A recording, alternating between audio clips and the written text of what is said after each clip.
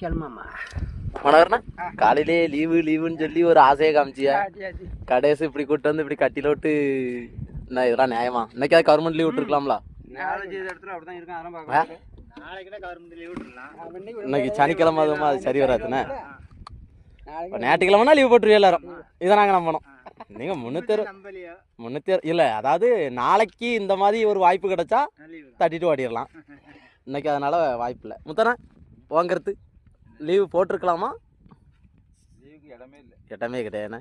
இடமும் இல்லை, வீட்டில் கஞ்சும் இல்லை. இந்த மாதிரி ஒழுங்காக வேலையை பார்த்து போயிட்டே இருக்கு.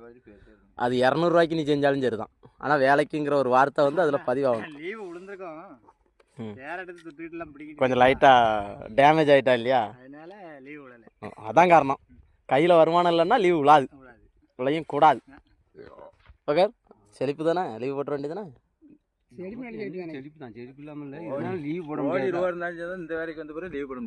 அது கோடியே இருந்தாலும் சரி தானே.